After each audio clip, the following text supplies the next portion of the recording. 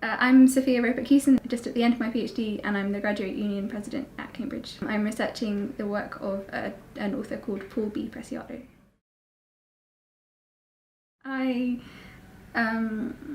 did my undergrad degree in English and French literature and philosophy, and then I did a master's in critical theory, and while I was doing my master's, my supervisor told me that I might like Testo Junkie, which is the main book that Preciado has written, and so I read Testo Junkie, and then Testo Junkie became the subject of my master's dissertation, and then the subject of my PhD. It's a book about the experience of taking testosterone. It's about histories of pornography and pharmacology and medical technologies. It's about architecture and drugs and lots of other things. I mean, the biggest weird thing is that queer theory doesn't,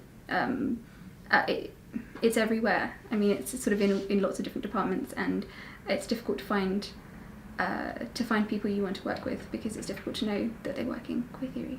That's been the main hurdle. Yeah, just partly the interdisciplinary nature of queer studies. I've always had the feeling that that it's not considered.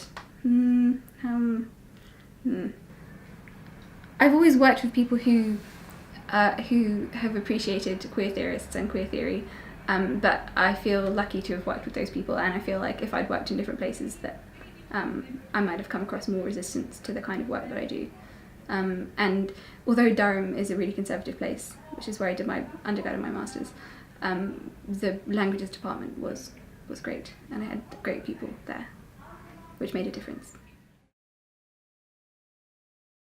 So I think it's important for purposes of representation and empathy, do I see myself in this work? But I think it's also important in relation to sort of further up the chain, making sure that academics are more diverse, so they produce more interesting and exciting work, and so they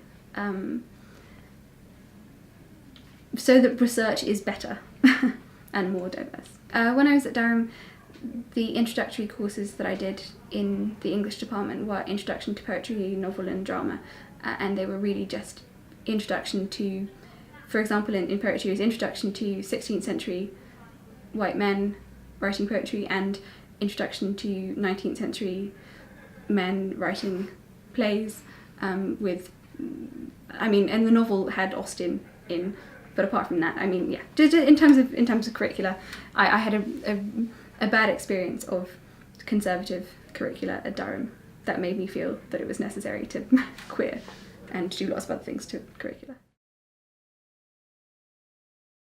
I mean, one thing I did when I was supervising undergrads was we did a lot of questioning assumptions, and we talked a lot about something that Donna Haraway calls feminist objectivity, which is basically, I think she describes it as situated knowledge, so being aware of your own perspective when you're learning things and talking about things, and I think that was really important in relation to queering things.